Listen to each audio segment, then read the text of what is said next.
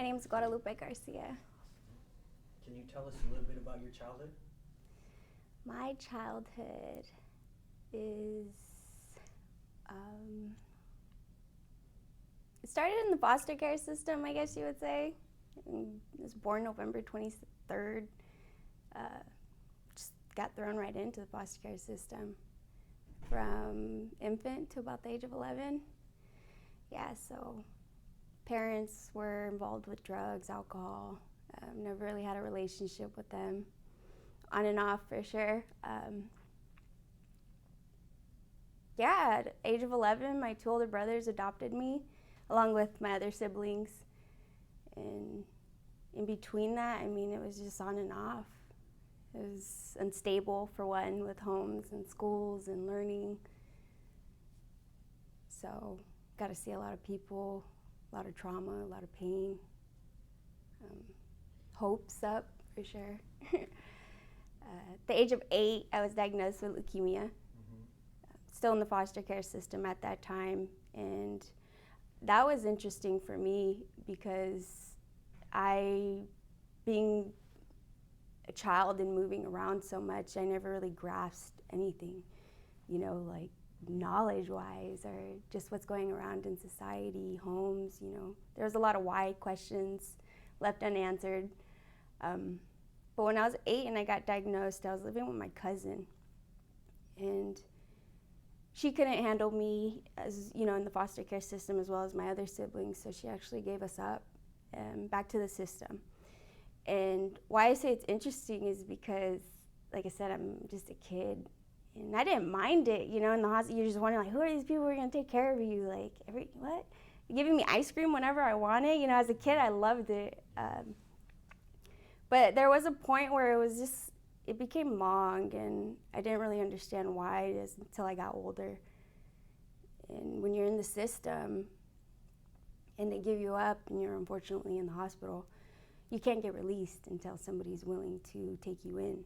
So I actually lived in Santa Barbara Cottage Hospital for about a year because they were looking for somebody to take me home. And through chemotherapy, I had to be there anyways, chemo. But when I did finally get taken out, I was undergoing remission at the age of 11. So I was clear with leukemia. Less than a couple months after that, I got re-diagnosed with it again. And that was from 8 to 13. So just going through the system and being somebody who's been diagnosed with leukemia, that was just all, interesting on my mentality as I get older. Because now I'm in my 20s, and as you get older, you start to realize these are things you got to cope with now, So. Even going through all that as a child, what were your dreams and aspirations, if any? Ooh, just to find happiness, to find peace, especially now. Being adopted by my brothers, especially at the age, they were my age, younger than me when they adopted me. And I'm grateful for both of them for that. So the next question is typically to tell me about your relationship with your dad. If not your dad, whoever filled that role closest. Ooh, Pops. My relationship with my dad was interesting. Growing up, I always wanted to know who he was, but him being in and out of prison, that was always difficult. We tried to stay away from those moments we did have with each other. We just tried to enjoy them. But the times that I did come around him, he was always, you need anything? It was that father figure, if you got clothes, you got money on you, make sure he was always a lesson he was giving me. Don't trust anybody, or be careful, At least I got that out of him. Those main parts is like he knew he wasn't there for my life, so when he did meet me, or through all the letters he wrote me, he knew to teach me something, or as I get older, all this stuff is gonna come back on me. But we were I never really had a relationship with my pops, honestly. Not like, society wants you to have a relationship with your ideal families. It was very broken. How did that feel growing up, him being out of prison? How did that lack of a relationship feel? Sad, because when my friends, especially when my brothers adopted me, going through school and being more stable, people would always be like, my mom, my dad's picking me up. Like, your mom, your dad? Like, yeah, you don't have a mom, you don't have a dad? It's like, yeah. Like, I kind of like, in a way, kind of like, what? They were looking at me like I'm crazy, but it's just, you don't grow up around it. So when you hear those words, it's just kind of like, What about your relationship with your mom and how that felt?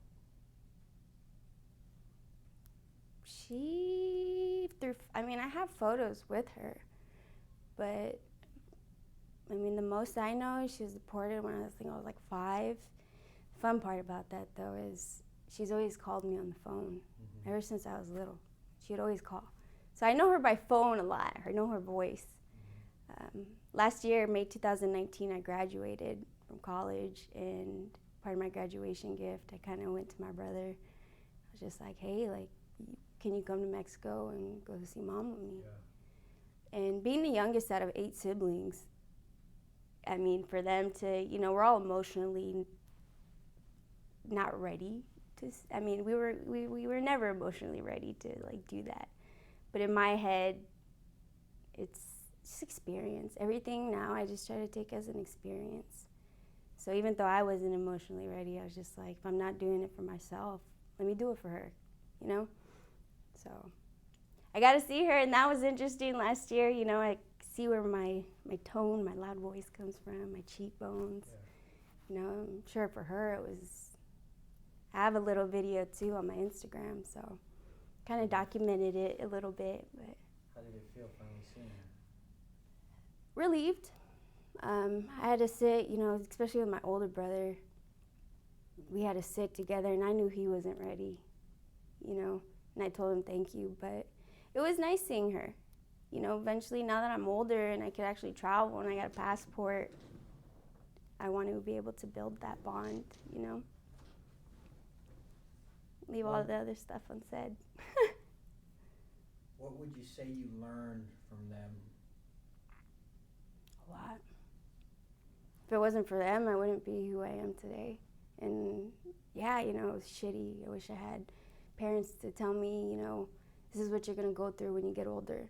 Yeah. Or you're gonna experience hurt, and this is how you're gonna have to adapt to it. Or you're gonna cry sometimes, or you're gonna have those questions why. Like, I wish I did have that, but because I didn't, man, to sit there by yourself constantly surrounded by 4 walls all the time, wondering why, at the end of it, it's just like, what are you gonna do, Like, you sit and mope, that why is gonna be unanswered. Even if you try to bring it, months later, it's still gonna be why with a question mark at the end of it. So to me, it was always just don't get stuck, because it did happen. There's moments where I was moping on those whys, sitting there drowning in them, like, why this, why that, why did I go through this? It's like life just kept slapping me in the face. But then I look back at them and I'm like, my parents weren't the parents they were, I wouldn't be as strong as I am today to get through everything. Because there were some weak points, for sure. How did you get through those moments of asking why? My nieces and nephews. Once my brothers started having kids, I don't know what age it was, maybe like 22, 23, I hit a point where I was, what do I do with life?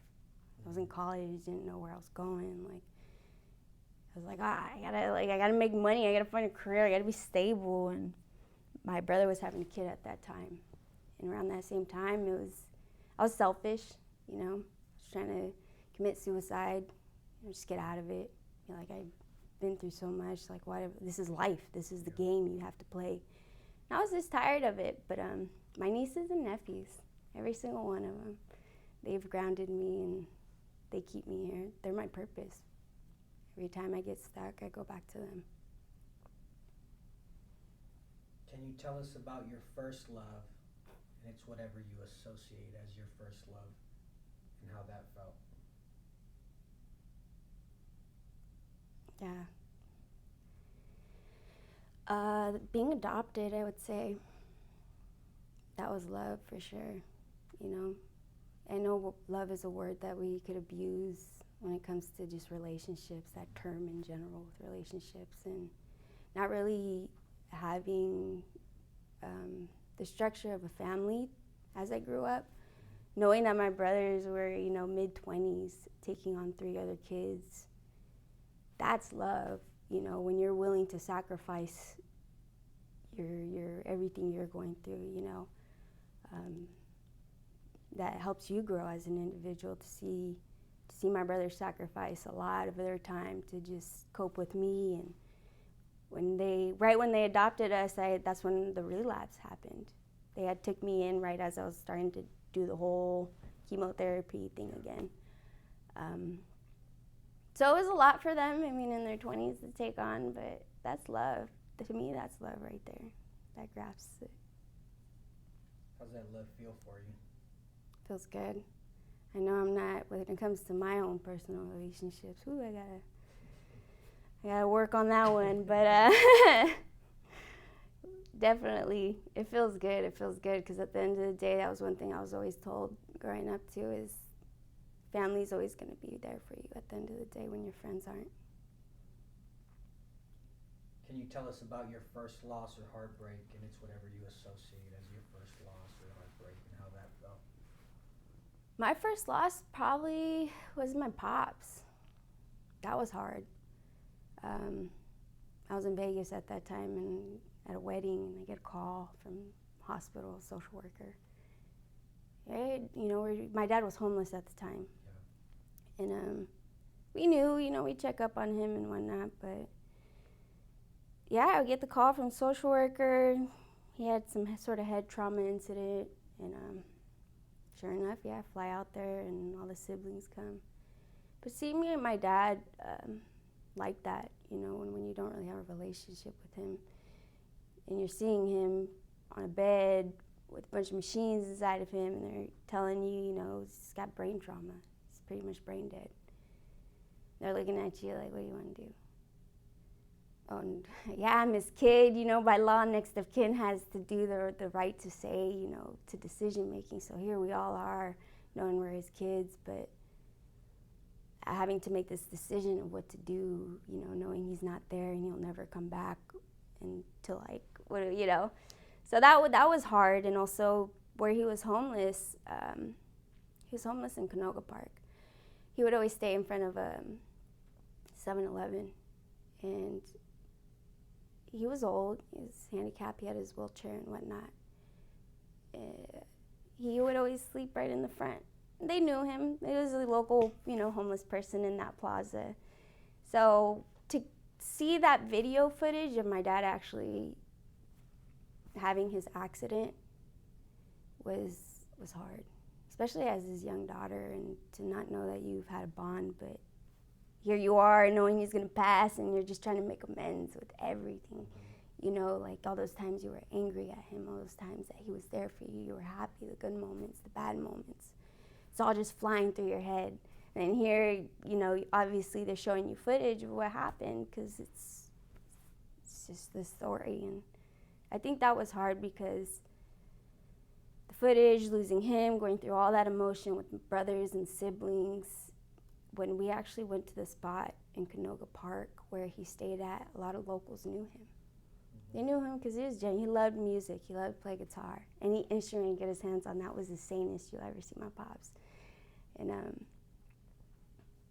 everybody came out. Hey, is it true what happened with Bobby? They kind of knew we were his kids, getting his stuff. He had some stuff left over in carts, his wheelchair. We set a little memorial and had all the people coming out. And then I got these Canoga Park, certain parts of Canoga, there's, little gang tags and whatnot. So got these young guys, young adults coming up to me and my brothers, in their outfits and whatnot, however you want to call it. But, and they're like, yo, is it true? Did the boss die? Yeah. They're just like, what? The boss? Yeah, Bobby. I'm like, dang. That's how you guys saw him. I keep hearing, something happened with him. And to just hear that from locals who knew my dad had an issue with alcoholism and drugs, but my dad was humble in it. Like, he was super hella humble. And, that was hard. That was hard, but at the same time, it just teaches you something. Like, that's who my dad was. And that's what I got to learn from him. That was a hard loss for me, because... How do you make amends with all those? I think I'm still trying to make amends with my whole story, honestly. But so far, I need to acknowledge the emotion it gives me, the trauma, the anger that I have inside of me, because I'm not one to talk. Doing this story here, I'm grateful for you guys, because that little pit that sits at my stomach is finally able to just be released. And that's the best feeling, I think, is just honoring that you have these issues, these anger issues, a past in general. And there's so much to the story, the in-betweens with foster homes and stuff, but it's just acknowledging that, and I'm trying to come with peace with it, because it does affect relationships and friendships. Everything. Affects everything. Who would you say first taught you love, and how?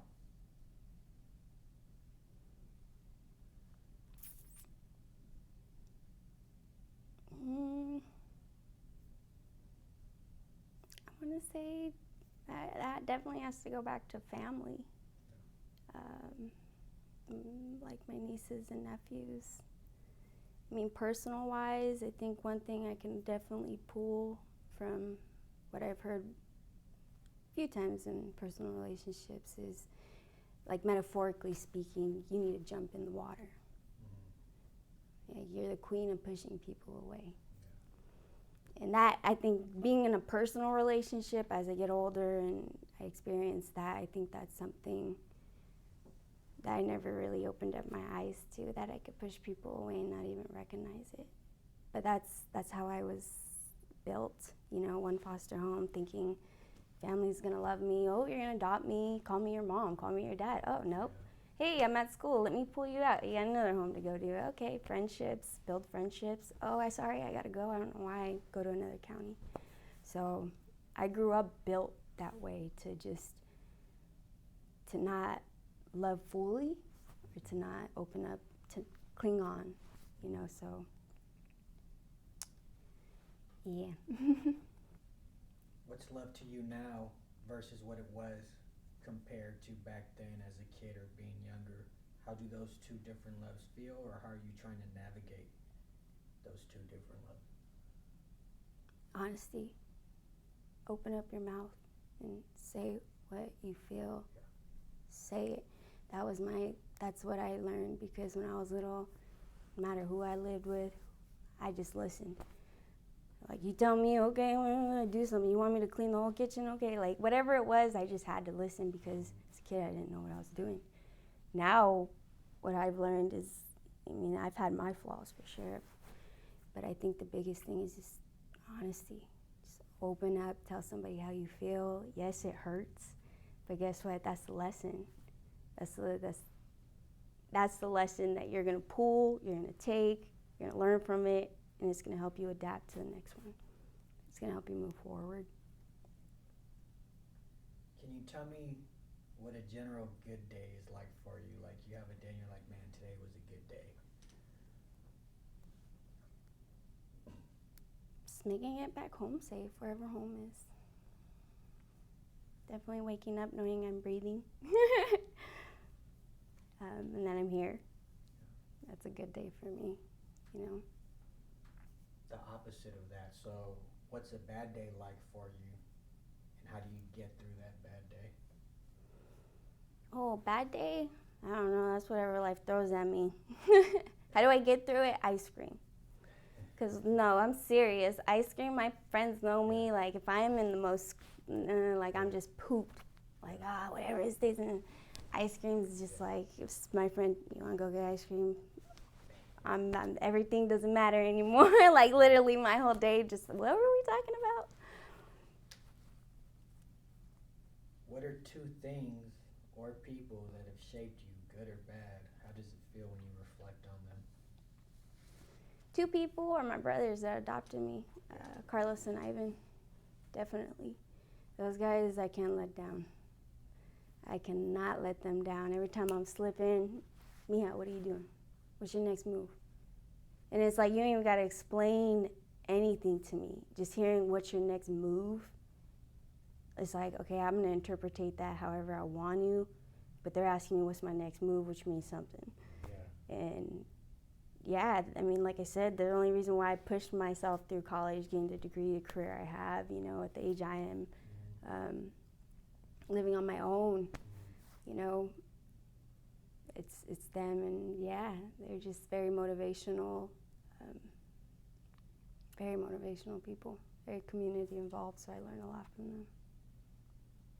What's been your biggest inspiration? That's a good question. Jeez. My biggest inspiration would be probably my job. My job and my family and my nieces and my nephews. Yeah, mainly the little ones, because... What about your job inspires you? What I do. I work in the death care profession, so I'm on the funeral aspect side of life. Mm-hmm. So I see families, I see the grief we all go through at the end of the day. I learned about it in college. And just alone to learn that psychology of grief. Mm-hmm. You're learning the mind at its weakest point. Yeah. You know? And even if you're learning it in a grief form, grief comes anywhere. Mm-hmm. Grief comes with relationships, friends, family, loved ones, and then, you know, obviously if they pass. So anytime we could have grief. And to understand how to cope with that, I think is the biggest thing. Because here's our control center. Right. You know, this is what's going to guide us, and it's funny because it's us. Hopefully yeah. So my job grounds me every day, you know. It just reminds me that I'm here and that there's so much more to life, that tomorrow, guess what, at 8 a.m. when I got to wake up, tomorrow's a new day. You know, you have to, but don't ignore the emotions. You still got to, you know, honor whatever you're feeling each day, but... What's been a humbling experience for you? How did that experience feel? Humbling. I would say one moment I just made food for my dad and I went to go skate and take it to him on the streets. Mm. And that was very humble for me, you know, not only because he was my pops, but because I actually got to sit with him on the sidewalk in front of a restaurant that he was just posted up in front of. Just be like, here, you know, made you some food. What are you doing? You know, we had a couple of laughs in that moment. He played his music, but just moments like that, you know. We're always busy, yeah. But it's not like you need to spend hours with somebody, you know, whoever they are. Yeah. It could be 5 minutes, 10, 15 minutes, but as long as it's that moment that you get to have with them, I think that's the best thing our mentalities can grasp onto. That was a humble moment for me, because I never had a moment like that with my pops. What were you feeling when you were on the sidewalk eating with your dad? I was taking it in. I saw, you know, for a minute he was a little in a mood, grumpy, you know, like upset. You had to deal with other people out on the street, especially, I think that time we were in North Hollywood. Yeah. Man. Yeah, and so he got grumpy, but, you know, one thing he'd always tell me is like, oh, everybody's comedians, because we're always, you know, we come out with our sarcastic jokes and whatnot. But that was a good moment because I got him to smile, I got him to laugh. And this is one of the best moments I had with that. How did it feel when you felt that connection with him? Like, man, this is my dad. That's my blood. That's my blood right there. That's what I gotta do. It's made me, I wouldn't be here if it wasn't for him, my mom, you know. But that's the story that they chose to give me, their daughter. And now that the times that, they did see me coming out of it, on my stuff, I always got like, I'm proud of you. To hear that from parents that you didn't grow up next to constantly throughout your whole freaking life, to hear I'm proud of you from your dad and your mom, that's like, that was just golden. It's like, that's something you want to definitely hear from your parents. Go in your mind and think. This life event can be mental, physical, or spiritual. Tell me about a time in your life that you can relate with the word war. War? You said war, right? War. Definitely when you're fed up. Like, if that goes back to 22, 23, when I was trying to figure it out. You're just in there, and your mind just starts going, and you just give up. There's just literally a moment in your head where you're just like, what am I here for? Because tomorrow I'm going to wake up, life's going to throw something my way, whatever it is, and I got to deal with it the best way I can. Technically, you're giving up. You're saying game over. And I think at that point,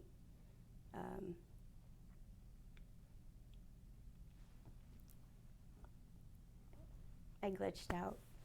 You're going to have to repeat the question to me. I'm so sorry. So a time that you can relate with the word war, and you're saying war, you're yes. fed up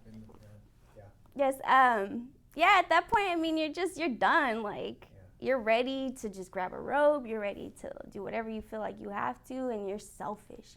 You are completely selfish. And I think that's the hardest part, because once you really get to that point of selfishness, nothing else comes into your head. Your mind literally takes you over. And I always tell people you're at war with yourself, because guess who that person is? If you were to look in a mirror, that's you. And now I invest in a mirror. I got a nice little princess mirror.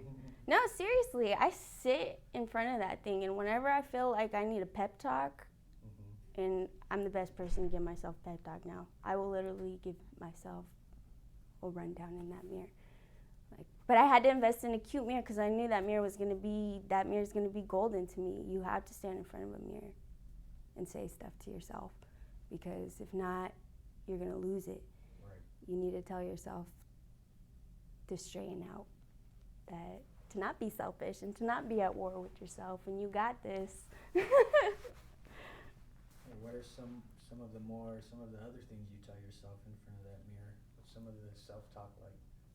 Self-talk? What are you doing? Yeah. Why are you sad? Are you gonna keep mopping yourself on the floor? Like, you have to, because literally that's what it is. You got to be aware of your moments when you're in quicksand, and that's what it is like, okay, my thoughts are slowly throwing stuff in. Am I going to pay attention to it, or am I just going to let it fly by because I don't want to deal with it? And no, once you feel that first, thought thrown into your head, boom, pep talk yourself, because if not, guess what? Quicksand. You're going to sink right in. So same type of question. Go in your mind and think. This life event can be mental, physical, or spiritual. Tell me about a time in your life that you can relate to the word peace. Peace.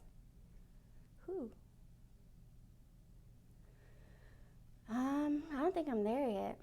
I'm trying to get there. I'm slowly developing, probably at the A right now. But I think I'm on that journey, because I'm where I'm at right now. I have the career I want. I live on my own. Now it's really trying to find peace. Now it's trying to write things down that I've kept in for so long, and being aware of how holding a lot of stuff in can make you act in moments that trigger you. Realizing those triggers. And me, I don't know all my triggers yet. I know some of them, but I know there's a lot more. So I'm in the process of finding the peace, but I'm starting to be more aware of it. And once I get all my triggers down and see what sets me off or makes me feel a certain type of way. And I get that down, I think I'll be fully at peace. Can you tell me about a truly difficult time in your life, how that felt and how you endured?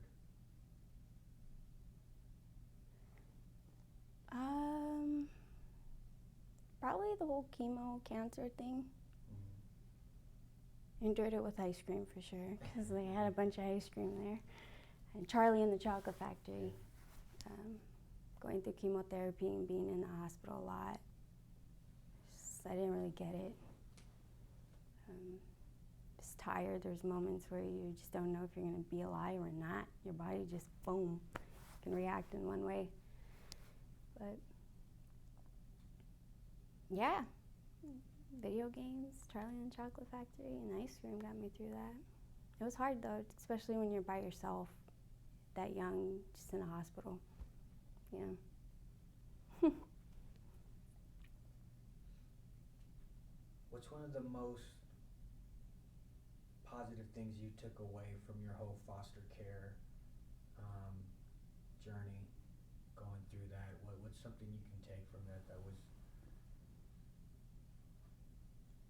At the end of the day, as much as you see the hurt in going through foster care and the pain that comes with it, the best thing I can pull from it is that you're just strong at the end of the day. A lot of people have told us, you're going to end up down the wrong path. Most, drugs, alcohol, because nobody's there to guide them. Right. And but I think not having that guidance too as you grow up, now you got to learn on your own. And that's hard to do. Because those are where the lessons come in. And I've had a lot of those, and I still am having a lot of lessons. But as long as you can pull away from it and you can take something from it, I think that's the best feeling. But going through foster care, once you're 18, get out and freaking prove everybody wrong that tells you you ain't gonna, you're gonna be nothing at the end of the day. Because that is, a lot of families do tell you that. A lot of families treat you like shit. They do it for the money, and I didn't understand that until I got older. I did not understand that until I got older. But then there's good people in it too. But don't let any of those people stop you, because it's your journey and it's a game. So are you gonna give up, or are you gonna win, or are you gonna say game over? It's your choice. But don't let the devil win, because nobody would want to let the devil win. Like, come out of that. People definitely got it, and I think it's guidance for sure. You need guidance. So if you don't let the devil win, how do you think you let God win? I wouldn't say that, but just don't let the devil win. That's like metaphorically speaking, like you letting the devil win means you're just gonna sit there and you're not really gonna grasp. So what's the opposite of that? You winning? Yeah. You gotta be on top of it. Even if you feel like you're slowly, you just don't wanna do it anymore. Don't just pass the finish line, keep going. What does winning look like to you? Coming out of it with a smile. And peace. Making amends with all of it, for sure. Can you tell me about a truly joyous moment in your life and how that felt?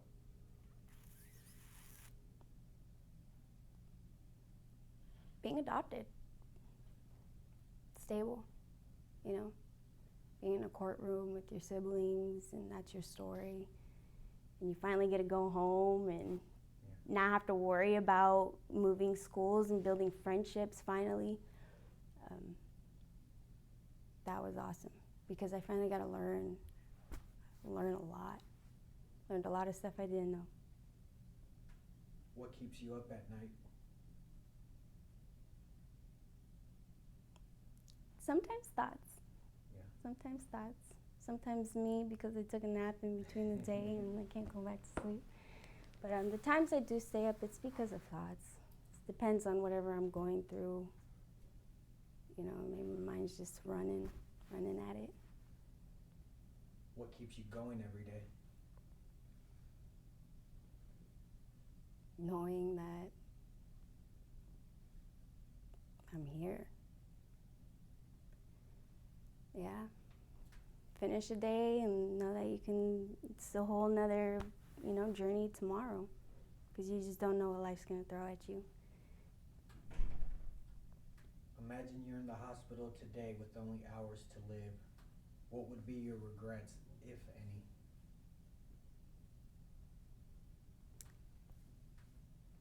I would feel like I probably wouldn't have any, except I wish there were times that I did speak up more, Right. So since you're alive and well, you're going to make it. You're on your journey. Do you feel that you can change or make amends with that regret you just stated? I'd have to make amends with it.